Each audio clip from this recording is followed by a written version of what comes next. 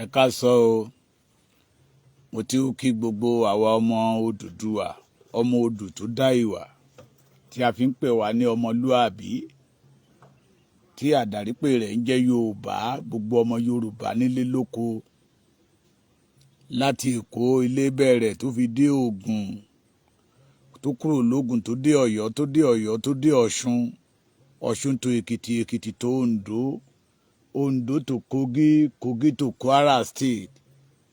Èròjà Yorùbá, ọwọ́jà Yorùbá tó rìn gẹ̀rẹ̀gẹ̀rẹ̀gẹ̀rẹ̀ tó dé Delta tó dé Kogi, gbogbo ẹ̀yin ọmọ aládé pátápátá ni mo kí.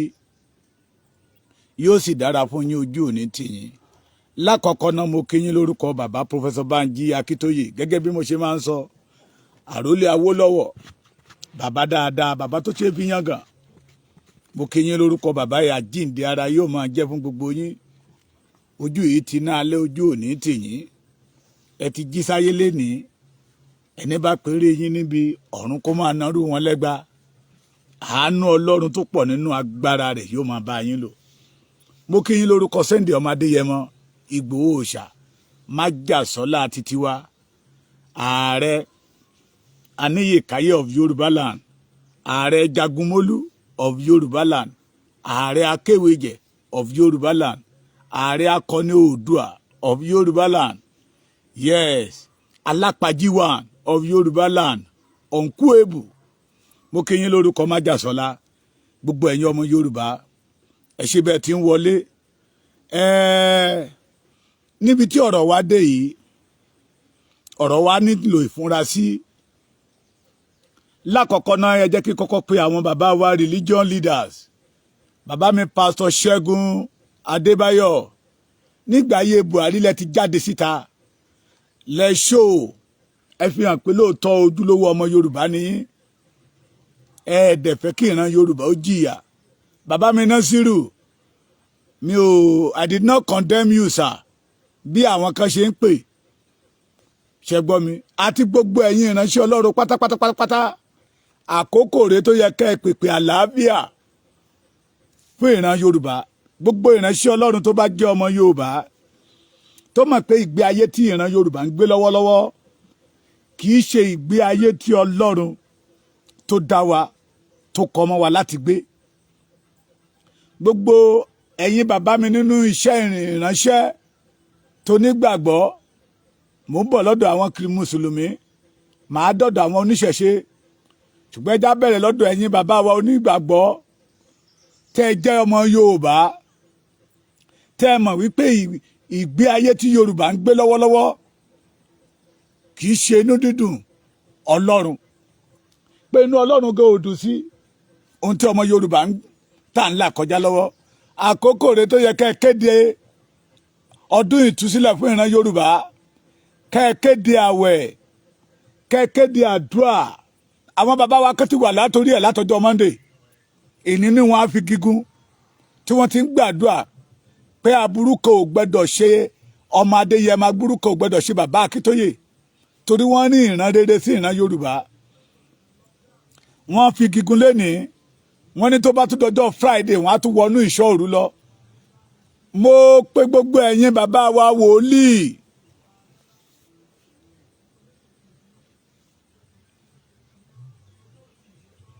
bàbá Akíntóyè mo fẹ́ kọ, ẹ má bẹ̀rẹ̀, tí mistake bá wà mí I will correct it.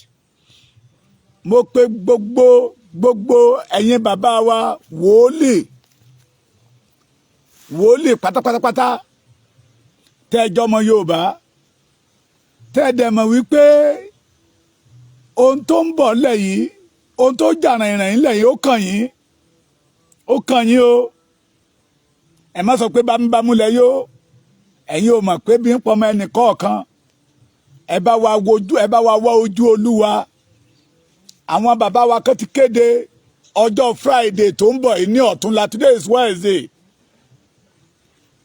pé nínú ilé ìjọsìn wọn àwọn máa gbóhùn àdúrà sókè fún ọmọ Adéyẹmọ, torí òun nìkan ló dúró gẹ́gẹ́ bí òpó tí ìran Fúlàní bẹ̀rù ní ilẹ̀ Yorùbá, pé Olúwa aburú ò gbẹ́dọ̀ ṣe é.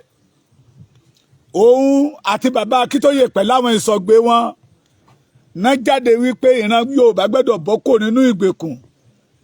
pé ìran Yorùbá ò gbọdọ̀ kú sínú oko ẹrú. Ẹ̀yin bàbá mi wòlíì pastor evangelist bí mo ṣe máa sọ pé mo kéré láti máa ka Bíbélì létí yín ṣùgbọ́n màá tún mú yín lọ sínú ọ̀rọ̀ Ọlọ́run. Nínú Bíbélì ìlú kan wà tẹ́ ẹ mọ̀ dáadáa ni ọba ìlú 5 kan ló gbógun tì wọ́n tó fẹ́ wá kó wọn lẹ́rú bí Fúlàní ṣe ń kó bó ṣe ń fìyà jẹ Yorùbá lénìí tí wọ́n fẹ́ kó ìran Yorùbá lẹ́rú. Ẹ mọ̀ pé wọ́n ti gba Kwara lọ́wọ́ wa ṣá. It is an abomination kí ọba Ìlọrin máa jẹ́ emir. What is the meaning of emir in Yorùbá land? Àwọn ọba 5 yẹn ti gbìmọ̀ pọ̀ wọ́n kọ lẹ́tà sí ọba ìlú náà pé àwọn ń bọ̀. Ọba náà wá péjọ ó pe àwọn wòlíì wọ́n wá bẹ̀rẹ̀ wọ́n bẹ̀rẹ̀ sí wojú Olúwa pé Olúwa ogun yìí ò gbẹ́dọ̀ borí wa. Olúwa torí pé a ní ọ ní Ọlọ́run. Olúwa torí pé ìwọ ló ṣẹ̀dá wa. Olúwa ìwọ ló gbìn wá sórí ilẹ̀ yìí. Kì í ṣe pé àwọn bàbá wa fún ẹ ní àbẹ̀tẹ́lẹ̀ kó tó fún wọn ní ilẹ̀ yìí. Ó wu ìwọ Ọlọ́run ló gbìn wá sórí ilẹ̀ yìí. Níbi tí wọ́n ti gbàdúrà lọ́wọ́ tí wọ́n ti ké pe Olódùmarè.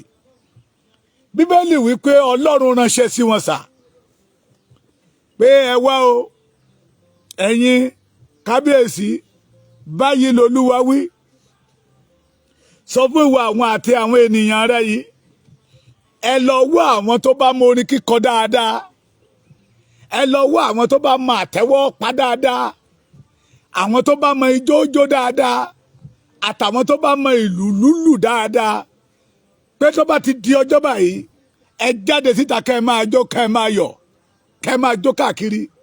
Ẹ gbọ́ ṣé ọ̀rọ̀ yóò rí bákan létí yín? Ogun ń bọ̀ wòlíì wá sọ fún wọn pé báyìí lolúwa wí ẹ jáde nígbà tó ké pe Olúwa ni o tọwọ́ ojú Olúwa. Bí àwọn ṣe jáde síta tó ń jó tó ń yọ̀ Ọlọ́run dẹ̀ yín ogun ẹ̀yìn tí ogun tó dúró tì wọ́n. Ọlọ́run tó ṣe ti gbani náà lọ́lọ́run tó ọ̀rọ̀ Ọlọ́run ti sí i. Ọlọ́run yẹn ṣì wà láàyè. Kò yẹ ká ní ọ̀pọ̀lọpọ̀ ẹ̀yin wòlíì ní ilẹ̀ Yorùbá kí ìran Yorùbá wà nínú ìgbèkùn kẹ́ má lè bá wa wojú Olúwa. Kò yẹ kí irú ìran yẹn bẹ́ẹ̀ yóò jáde. Ọba ọ̀pábídà sọ́bídíré lolódùmarè ká má lè ké pe Olúwa. Tí àwa tá a jọmọ yín bá lè jáde síta pé aburú kan ò gbọdọ̀ ṣẹlẹ̀ sí Sunday Igboho, aburú kan ò gbọdọ̀ ṣẹlẹ̀ sí bàbá Akintoye. Gbogbo àwọn tó dìde pé ìran Yorùbá gbọdọ̀ bọ́ kó nínú ìgbèkùn aburú ò gbọdọ̀ ṣẹlẹ̀ sí wọn. Ẹ má dákẹ́ ẹ má wò wá ràn. Ohun tó kẹ́nìyàn kan lẹ́nìí ó lè dọ̀la kó wá lẹ́kọ̀ọ́ ẹlòmíì. It is abomination. Àwa tá à ń pè ìpè fún ìran Yorùbá fún orílẹ̀-èdè Yorùbá in our land ká máa pè wá pé we are training terrorists and we say no. Ọmọ Ìgbòho tó wà lẹ́kìtì we are not a terrorist. Àwọn ọmọ Ìgbòho tó wà l'Ondo State they are not a terrorist. Àwọn ọmọ Ìgbòho tó wà ní Kogi we are not a terrorist. Àwọn ọmọ Ìgbòho tó wà ní Kwara we are not a terrorist. Àwọn ọmọ Ìgbòho tó wà ní Ọ̀ṣun we are not a terrorist. Àwọn ọmọ Ìgbòho tó wà ní Ọ̀yọ́ we are not a terrorist. Ọmọ Ìgbòho tó wà ní Ògùn we are not a terrorist. Àwọn ọmọ Ìgbòho tó wà ní Èkó we are not a terrorist. But we want to wage war against the terrorists that terrorize our land. Alẹ́ dáràn lọ́wọ́ mi lọ́wọ́ òyìnbó. The terrorists tí wọ́n ní ibi tó kù wọ́n kù láti gbà. Mo sọ fún yín mo ní rally tẹ́ ṣe yìí ó máa sọ̀rọ̀ jáde. Ẹ wo flag tẹ́ gbé jáde ọ̀pọ̀lọpọ̀ ní flag Russia ni they are deceiving us. That is the flag of Arewa. Flag yìí títí wọn nìyẹn náà gbé jáde. So ẹ̀yin bàbá wa wòlíì the apostle apostolic church bàbá rìdíìmù tẹ́ ẹ bá ní kò ní kàn yín you have a private jet tẹ́ ẹ lè fi gbé àwọn ọmọ yín ẹbí yín ẹ rántí àwọn ọmọ ìjọ tẹ́ ń gbàdúrà fún gbogbo redeem ò lè gba inú private jet yín o bàbá mountain of fire ẹ flashback kẹ́ lọ sí ìlú yín ó máa kàn wọ́n tí ẹ bá tètè dìde bàbá tètè sá lọ sí London tẹ̀bíyá Canada ni bàbá Kúmúyì but I used the opportunity to call the deeper life pastors all the Pentecostal church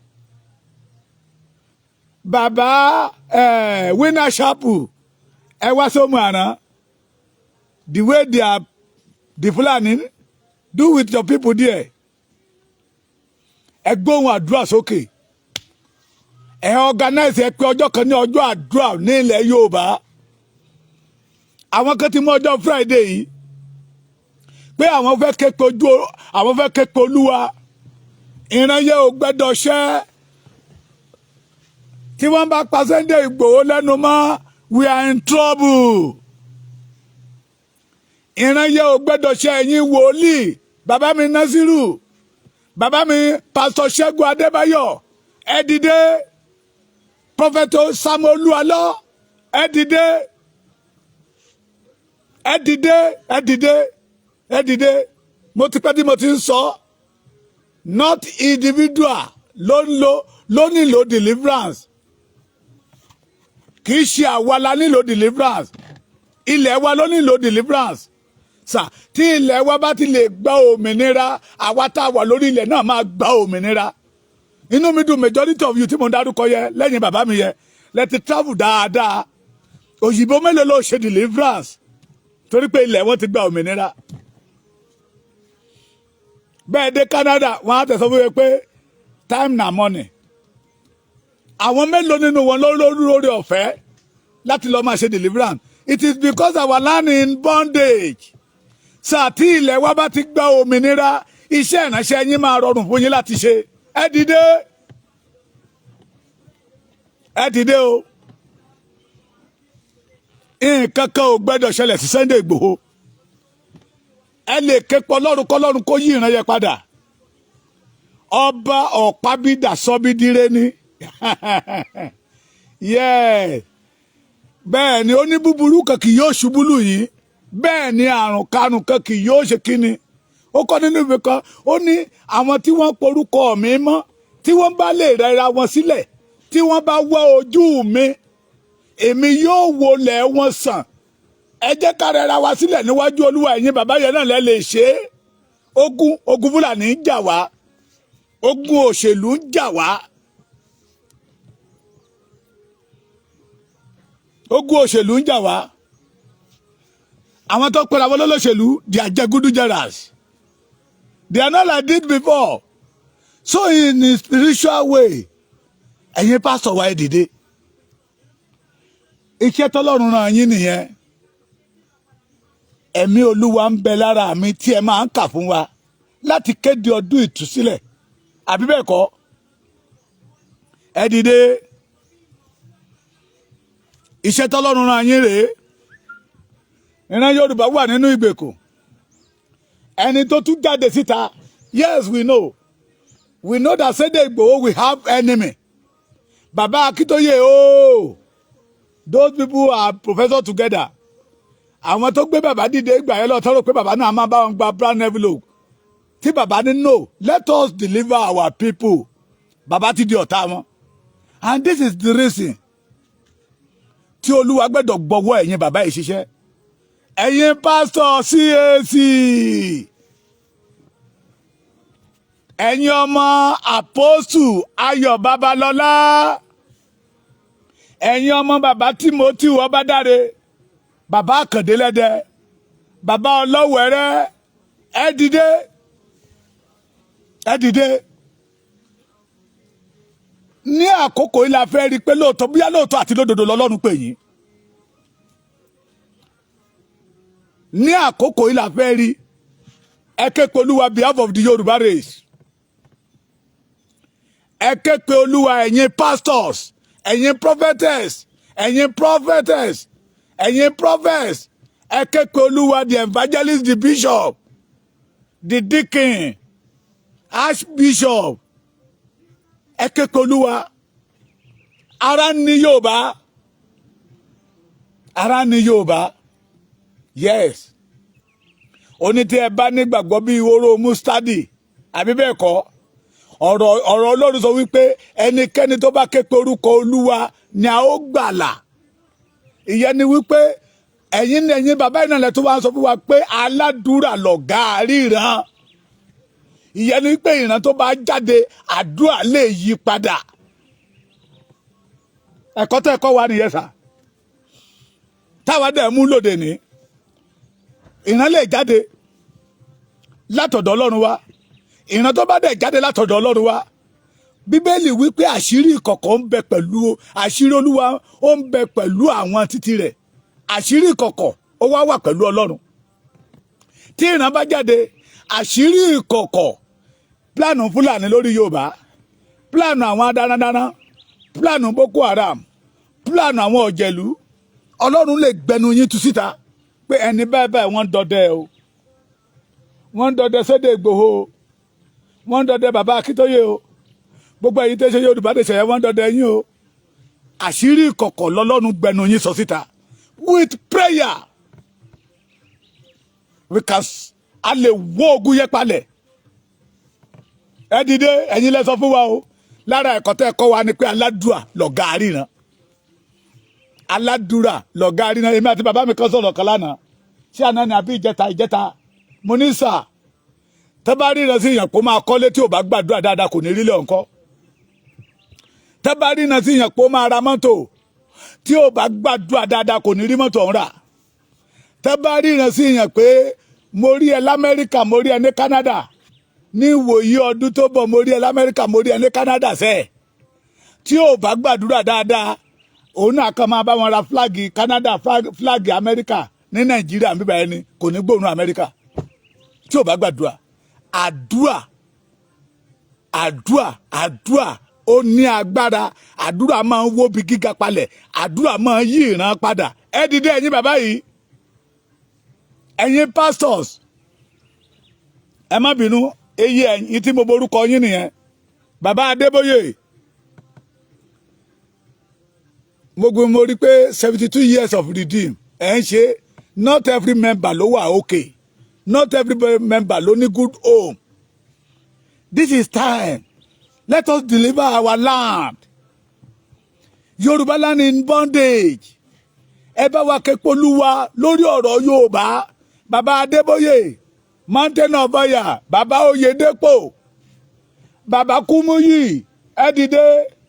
Bàbá mi, Pastor Ṣẹ́gun Adébáyọ̀, Bàbá Nasiru, ẹ dìde. Ẹ dìde. Lára iṣẹ́ tọ́lọ́run ọba mi gbé fún yín rèé. This is time for you to show the world that true God call you. Ẹ̀yin wòlíì CAC lára ogun tó jalè Yorùbá CAC lọ́wọ́ ń bẹ̀. Yes.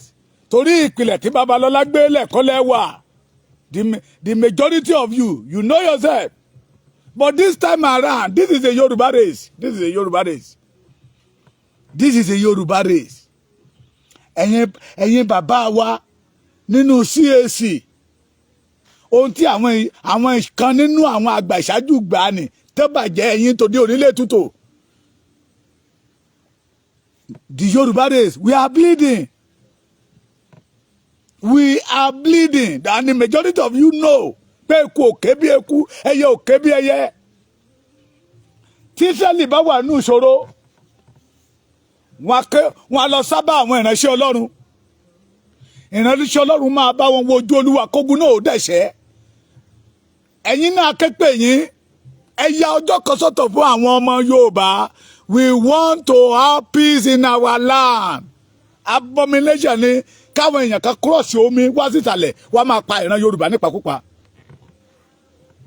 Ẹ̀yin àgbààgbà CAC, ẹ̀yin àgbààgbà wòlíì, ẹ̀yin ìránṣẹ́ Ọlọ́run, ọ̀rọ̀ náà kàn yín. Ọ̀rọ̀ náà ṣe kí ni ó kàn yín. The Yoruba race, we need peace. Àwọn tó tún dìde nínú Yorùbá tí wọ́n dúró gẹ́gẹ́ bí ọmọ ọkọ tẹ́nìyàn bá rí ìran burúkú sí wọn ṣe ló yẹ ká máa sábà yín pé no ìran yìí ò gbẹ́dọ̀ ṣẹ bẹ́ẹ̀ bá ṣe gbọ́ ló yẹ kẹ́tì bẹ̀rẹ̀ sí wojú Olúwa ẹ dìde o. This is part of the assignment that God gave to you, sir. Ẹ dìde, ẹ organize Adura. Àwa tá ń tẹ̀lé Sunday Igboho will be there. Not only Sunday Igboho, Baba Akintoye. Not only Baba Akintoye and Sunday Igboho, the Yoruba general. Ẹ gbóhùn Adura sókè. Ẹ gbóhùn Adura. Ṣé aláwọ̀ méjèèjì tí mo ń dárúkọ yẹn? Tọwọ́ àwọn ọ̀tá bá ti lè tẹ̀ wọ́n Yorùbá ti mí ṣe. Àwọn tó pariwo regional government wọ́n á kàn dára wọ́n á ṣùwà papọ̀ báyìí wọ́n á kó wa lé ọwọ́ àwọn ọ̀tá lọ́wọ́ ni. Ẹ gbọ́dọ̀ dìde torí àwọn ọmọ yín ni torí àrọ́mọdọ́mọ yín. We must have peace in our land. Bíbélì wípé ó ní nígbà tí Olúwa dá ìkó lọ Síónì padà wọ́n dàbí ẹni tí ń làálàá. Kí Olúwa tó dá ìkó lọ Síónì padà wọ́n ṣiṣẹ́ wọ́n gbàdúrà. Ó débì kan Dávìdì wípé èmi ò ṣe máa kọrin Olúwa ní ilẹ̀ àjòjì torí ó mọ̀ pé kì í ṣe ilẹ̀ baba olówó oko ẹrú lòún wà. Èmi ò ṣe máa kọrin Olúwa ní ilẹ̀ àjòjì.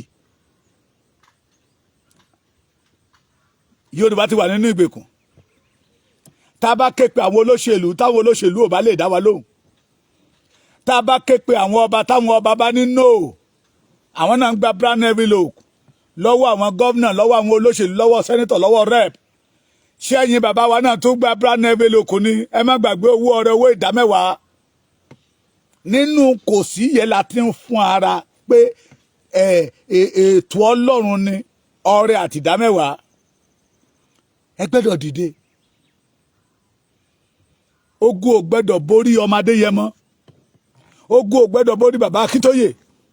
Bẹ́ẹ̀ náà ni ogun ò gbẹ́dọ̀ borí Yorùbá. Because the two legends, they stand for the Yoruba race. They stand for the Yoruba race. They stand for the Yoruba race. Àkókò rẹ̀ fẹ́yìn ìránṣẹ́ Ọlọ́run. Àkókò rẹ̀ fẹ́yìn ìránṣẹ́ Ọlọ́run tá à ń wojú ẹ̀ tá à ń wojú yín pé ẹ̀yin ní bàbá wa. Àkókò rẹ̀ dìde àwọn bàbá kan bí mo ṣe àwọn gan ló pè mí ní ọjọ́ Sunday mo sì fẹ́ máa fún wọn ní àbọ̀ ohun tí ọmọ Adéyẹmọ ṣe náà nítorí ẹ̀gẹ́gẹ́ làwọn fi pè mí pé kí n wá pé ṣé mi ò gbọ́ ìran tí bàbá wa Násírì rí mo ní mo gbọ́ sà. Wọ́n ní àwọn fẹ́ wọnú àdúrà lọ látọjọ́ Monday. Mo ní sà wàhálà tí mo ṣe sásókè sásódò hílà hílo I won't be able to join you. Wọ́n ní kí n má worry. Tó bá tún di ọjọ́ Tuesday tó bá tún di ọjọ́ Wednesday wọ́n á tún wà ń bẹ̀ léni mọ́jú ọjọ́ Thursday wọ́n á tún lọ parí ẹ̀ lọ́jọ́ Friday ní ìṣòro. Kì í ṣe pé ìyà ń jẹ wọ́n náà. Kì í ṣe wípé tí Yorùbá bá tòrò àwọn nìkan ló máa jẹ́. No. Wọ́n rí wípé ojúṣe àwọn ìránṣẹ́ Ọlọ́run tó jẹ́ ọmọ Yorùbá ojúṣe tó yẹ kán ṣe tí wọ́n ò ṣe ní Yorùbá fi kùnà ní Yorùbá fi jìyà.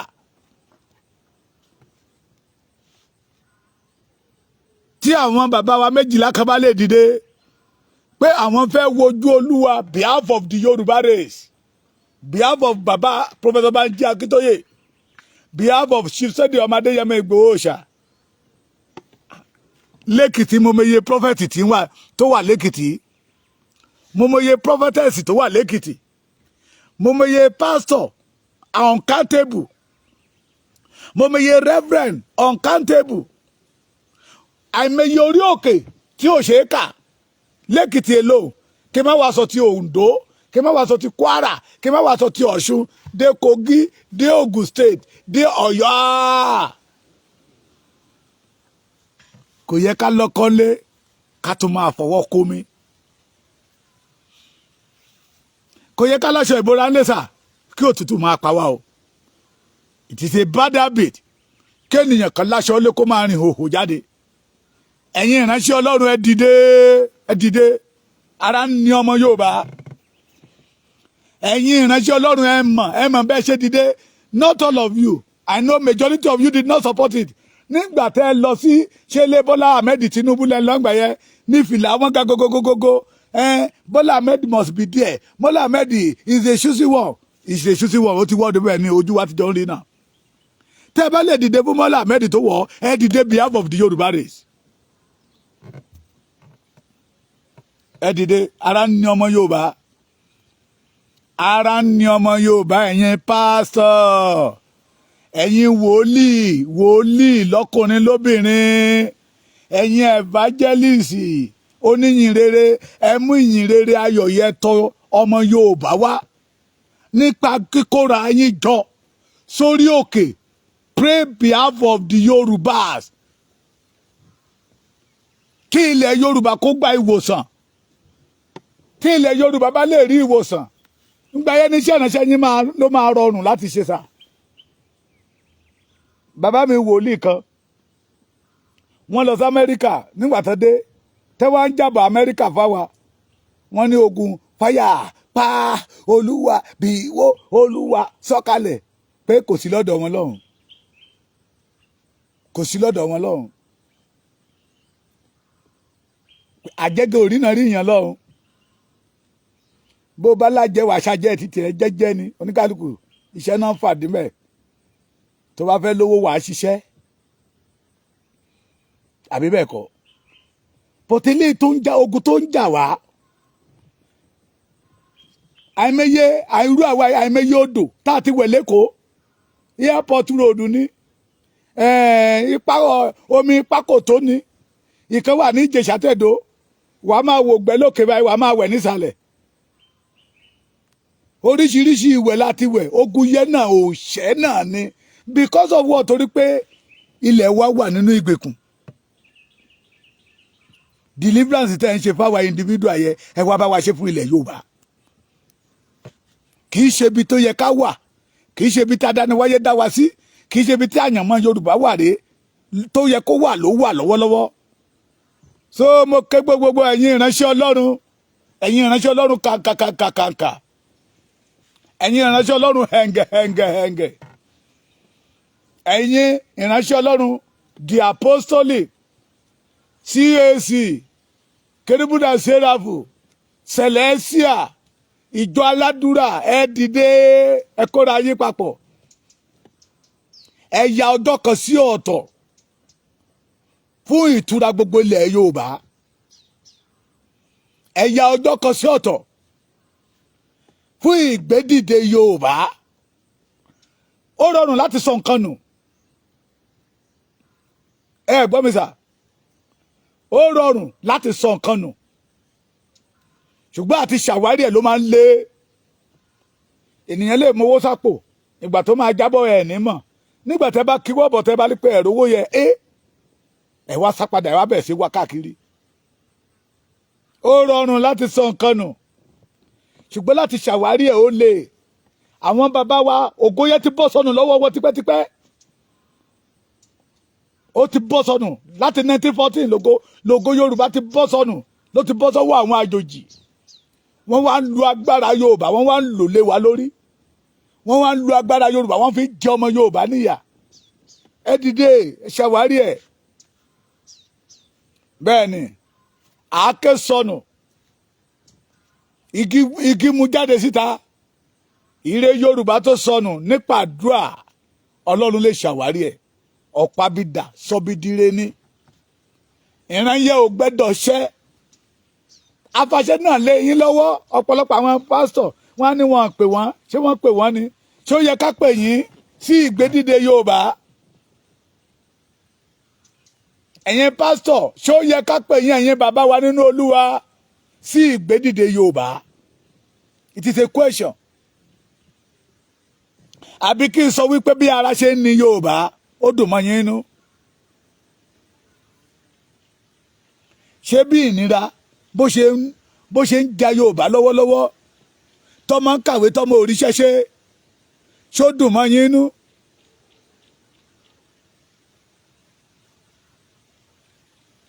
àwọn tó dẹ̀ jẹ́ pé nínú hílà in that pé olúwa ń fẹ́ onídúdú àtọlọ́rẹ́ ẹ gbọ́dọ̀ dìde sí ọ̀rọ̀ Yorùbá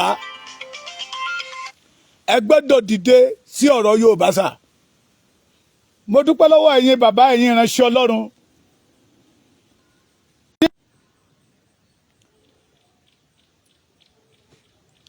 mo dúpẹ́ lọ́wọ́ ẹ̀yin bàbá wa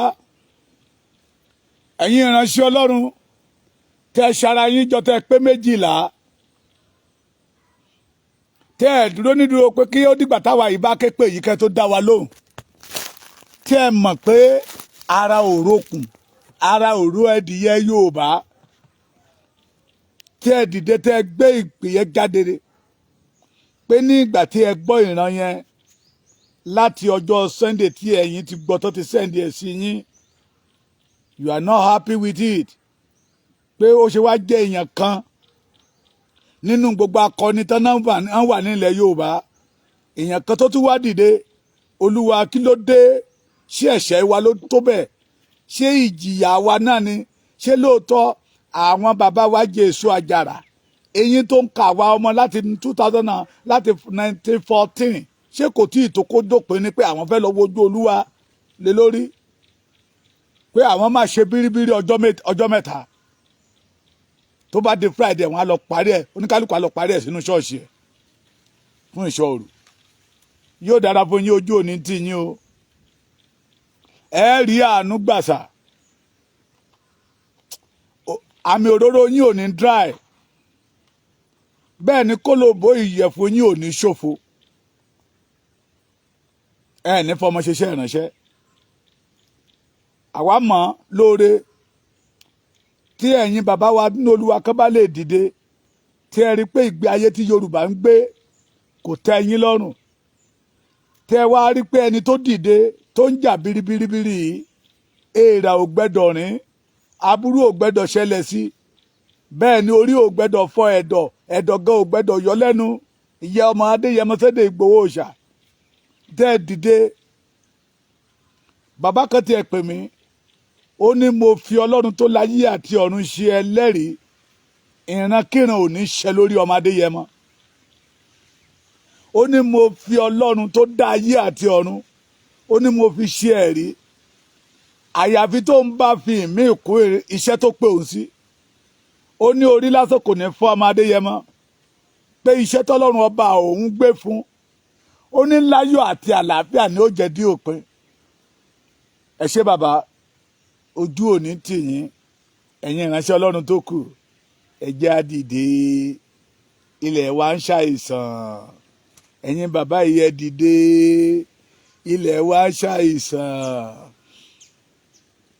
orúkọ kan tí a fún ìran Yorùbá lénìí tí Fúlàní bẹ̀rù òun náà ní Sunday ọmọ Adéyẹmọ Ìgbòho Òòṣà ìran yìí ò gbẹ́dọ̀ ṣẹ lé ọmọ Adéyẹmọ lórí ẹ̀yin bàbá mi àáfàá ẹ̀yin sheik ẹ̀yin dàdáni ẹ̀yin imam this is time for you to unite ní àtètè kọ́ṣe àwọn bàbá wa ò jàjà ẹ̀sìn lára ìjà ẹ̀sìn eléyìí ló superior jù eléyìí ló superior jù náà fi wọ àárín wa tó fi gba Ìlọrin lọ́wọ́ wa and this is time for us ká ké pe Ọlọ́run àní kẹ́yìn bàbá jáde síta ẹ bá wa wá ojú Olúwa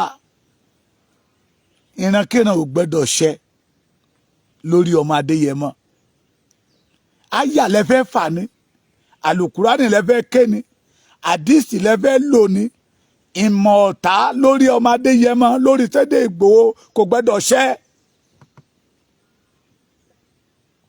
tó fẹ́ jẹ́ pé lóòótọ́ ọmọ Yorùbá gidi ni tẹ̀dẹ̀ ń fẹ́ àlàáfíà fún ìran Yorùbá sáà tẹ́yìn bá jẹ́ imam ìyá ọ̀sọ́pọ̀ ọmọ yín máa di imam lọ́la o tẹ́ ẹ bá lówó lónìí assurance pọ̀ ọmọ yín máa dolówó lówó lọ́la tí ìyá Nàìjíríà bá kàn yín lénìí assurance pé kò ní kan ọmọ yín lọ́jọ́ ọ̀la kò sí o the Yorùbá we are bleeding ẹ bá wa wojú Olúwa ẹ bá wa gbé ètò àdúrà kalẹ̀ pé Adéyẹmọ tọ́lọ́run tí ìwọ Ọlọ́run gbé dìde yìí kò gbẹ́dọ̀ kú sọ́nà bí èéfín, nǹkan ò gbẹ́dọ̀ ṣe é, ìmọ̀kímọ̀ ò gbẹ́dọ̀ jọ lórí ẹ̀, èròkérò ò gbẹ́dọ̀ jọ lórí ọmọ Adéyẹmọ. Bí Ọlọ́run bá ṣe fi sí yín lọ́kàn ẹ bá wa gbàdúrà bẹ́ẹ̀. Ẹ ya ọjọ́ kan sọ́tọ̀ ẹ̀yin mùmínì òdodo. Mo wà nínú gúrùpù kan, both Muslim, Christian, ìṣẹ̀ṣe, wọ́n dẹ̀ kóra wọn papọ̀, wọ́n á máa gbàdúrà torí ìran Yorùbá. La fi pe ẹ̀yin tí ẹ gbé iṣẹ́ yẹn lọ́wọ́ gangan. Ẹ̀yin bàbá wa eriwo yà, ẹ̀yin bàbá wa ọmọ ajíjáwé, ẹ̀yin bàbá wa ọmọ ajíwégbò, tẹ́ sọ wípé ìṣẹ̀ṣe làgbà, kí lẹ̀ ń wò? Kí lẹ̀ ń wò tí wọ́n dorí Yorùbá kodò? Kí lẹ̀ ń wò tí ilẹ̀ Yorùbá ń ṣàìsàn? Kí lẹ̀ ń wò tó ń gbogbo dojúrú? Kí lẹ̀ ń wò tẹ́ ẹ̀ bá wa wójú Olódùmarè kẹ́ bá wa pe Olódùmarè? Ó ní bí àwọn bàbá wa ṣe ń ṣe lọ́jọ́ ìjọ́ àná, tí nǹkan tí ò bá dára tó bá wọ̀lú, ó ní tán máa ń ṣe. Kí ló dé tẹ̀yìn tòde òní ò lè ṣe é? Ṣé ó dìgbà tí Fúlàní bá palẹ̀ wa mọ́? Ṣé ó dìgbà tí èròǹgbà Fúlàní bá ṣẹ lórí gbogbo wa? Ṣé ó dìgbà tá a bá di ẹrú Fúlàní pátápátá kẹ́ tó mọ ohun tó yẹ kẹ́ ẹ ṣe sà? Ẹ̀yin bàbá wa àràbà, ẹ̀yin bàbá wa aláwo tẹ́ gbé ìṣẹ̀ṣe tilẹ̀ Yorùbá dání gangan. Kí lẹ̀ ń wò? Ṣé àwọn olóṣèlú náà ló ti kó sí yín láàrin ni? Ṣé àwọn olóṣèlú ló ti kó sí yín láàrin ìyà tí ń jẹ Yorùbá tẹ́ fi ṣe bíi pé ẹ rí?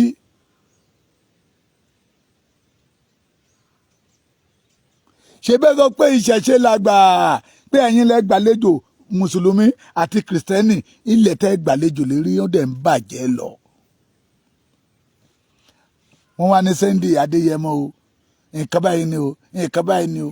Ẹ̀ẹ́dẹ̀ bá wa gbọ́lé àdúrà kẹ́pẹ́ Olódùmarè bẹ́ẹ̀ ṣe máa ń pè é, pé ìran yìí ò gbọdọ̀ ṣẹ lórí ọmọ Adéyẹmọ. Bó jẹ́ bọ́ lẹ́fẹ́ rú ni ẹrú, bó jẹ́ ètùtù lẹ́fẹ́ ṣe ní ẹ ṣe ètùtù, pé aburú ò gbọdọ̀ kọlu ọmọ Adéyẹmọ, àrùn karùn ò gbọdọ̀ kọlu bàbá Akintoye àti àwọn bàbá wa àwọn ìyá wa tó dúró nídúró pé ìran Yorùbá gbọdọ̀ gba òmìnira, pé ìran Yorùbá èyí tá gbégbé ayé ẹrú ó tó gẹ́. Ẹ̀bẹ̀ ni mo wá bẹ̀ gbogbo yín, torí ohun tó kẹnìkan lénìí ó lè dọ́là kó lè kẹlòmíì o. Oyè tó kára àwò ó ń bọ̀ wá kára ẹdẹ o. Àti ráwọn tá a sọ fún lánàá, Fúlàní ń pààyàn nílẹ̀ Yorùbá tó sọ pé ẹgbẹ́nu yín sọ̀hún, irọ́ lẹ̀ ń pa, ẹ fẹ́ dógun ogun ẹlẹ́yàmẹ̀yà lẹ́ni. Ṣùgbọ́n nígbà tí Fúlàní mú bàbá wọn tó pa bí ẹni pẹran, wọ́n padà wá pé lóòótọ́ àwọn Fúlàní yẹn ti gba gbogbo ìlú wọn, wọ́n ti pa bàbá wọn, wọ́n ti pa àbúrò bàbá òun. Vice Chancellor kan lẹ́kìtì ń bíbà yìí, wọ́n ṣe kidnap ẹ̀ tán yanjú ẹ̀ láìpẹ́ yìí ni. Ẹ̀yin bàbá wọn oníṣẹ̀ṣe dìde, orú tó ń ṣẹlẹ̀ yóò ṣẹlẹ̀ nígbà yí àwọn bàbá títí yín. Èrè ìdí tá a fi ń pè yín nìyẹn. Let us organize a prayer in Yoruba land. You can call it Yoruba Day. You can call it Prayer Day. We must save. We must have our own freedom. Ìgbèkùn ní Nàìjíríà jẹ́ fún ìran Yorùbá. Tí Yorùbá bá ṣì wà nínú Nàìjíríà, èyí tó burú ju eléyìí lọ yóò tó máa ṣẹlẹ̀ ní àdẹ̀fẹ́ kó ṣẹlẹ̀. La fi ń kéde pé ẹ dìde, ẹ bá wa wá ojú Olúwa. Okùn tí ènìyàn bá so, tí ènìyàn ò bá lè já, Ọlọ́run lè já. Okùn tí ènìyàn bá so, tí ènìyàn ò bá lè tú, adániwáyé lè tú. Òun ní kọ́kọ́rọ́ gbogbo àgbáyé ń bẹ lọ́wọ́ rẹ̀. Gbogbo ilẹ̀kùn tí ènìyàn tì, Ọlọ́run a máa ṣílẹ̀kùn láì lo kọ́kọ́rọ́, torí òun ló dá ohun gbogbo. tó ní káwọ́ ohun gbogbo lọ́dọ̀. Òun la fi pè ní ọba ọ̀pábídà sọ́bídírè. Ẹ má jáwọ́ Yorùbá níran. Our land need deliverance. Kì í ṣe woman being, kì í ṣàwà tá a wà lórí ẹ̀. Tí ilẹ̀ wa bá gba òmìnira lẹ́ni tó gba ìtúsílẹ̀ lẹ́ni, oh my God, ẹ wo ẹ̀yìn mi, ẹ̀gẹ́lẹ̀ ń wò yẹ. Ní orí àpáta, gbogbo bíbẹ̀ pápátá àpáta ni. Tí Ọlọ́run bá lè mú kí ẹ̀gẹ́ máa dàgbà lórí àpáta, oore wo la fẹ́ k'Ọlọ́run ó ṣe tí ò tí ì ṣe. Ìyá mi Eunice Adéyẹmí yóò dára fún yín. Tí n bá ti rí ìyá yẹn tí mo tún gbórúkọ wọn, ó máa mú mi rántí ìyá mi. The same voice like my mother. Abiyamọ kú ọ̀rọ̀ ọmọ. Ẹ gbọ́ mi bí àbí ẹ̀ dáhùn. Ẹ ń gbọ́ mi bí àbí ẹ̀ dáhùn. Deliverance tí Yorùbá ní lọ́wọ́ tá a wà yìí ní ilẹ̀ wa, kí ilẹ̀ wa kó gba òmìnira. Kí ilẹ̀ wa kó gba ìtúsílẹ̀. Tí ilẹ̀ wa bá gba ìtúsílẹ̀, àwa tá a wà lórí ilẹ̀ yẹn, à lè dábìrà bó ṣe wù wá, à lè dára bó ṣe wù wá. Èrè ìdí rèé tẹ́ fi máa bá wa organize prayer tí nǹkan kan ò gbọdọ̀ ṣe olóyè Igboho, tí nǹkan kan ò gbọdọ̀ ṣe bàbá Akintoye in Yorùbá land. Fulani have authority than the Yorùbás. Gbogbo ilẹ̀ Ìjẹ̀ṣà dé ilẹ̀ Ifẹ̀ dé Èkìtì bíbá tó ti ń wá góòdù tó ti ń wá kùsà, wọ́n bí ọmọ Yorùbá kan kó ló ń fẹ́ lọ wá kùsà, ìjọba máa mú. But Fulani can do it tọ̀sán tòru. That is why we, ohun tó yẹ kí àwa fi ṣe ọrọ̀ ajé ká fi máa túlẹ̀ wa ṣe, wọ́n ń kó lọ lójú wa torí pé we are powerless. Ṣé òyìnbó yẹ correct? We are powerless. Ohun tó yẹ ká fi ṣe ọrọ̀ ajé káwa náà fi jẹ́ èèyàn. Ní tí mo fi sọ wípé ilẹ̀ wa gangan ló nílò ìtúsílẹ̀ nìyẹn. So àwọn tọ́lọ́run ń lò láti pé kí ilẹ̀ wa kó gba ìtúsílẹ̀, ìrankíran ò gbọdọ̀ ṣe lórí wọn. Yes. Ọlọ́run a máa pa ibi dà, sọ ibi dire. Ẹ má gbàgbé o.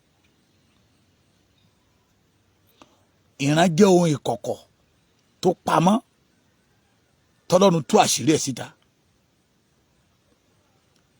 Ìran jẹ́ ohun ìkọ̀kọ̀ tó pamọ́, tọ́lọ́run gbẹnu èèyàn kan tú àṣírí ẹ̀ síta.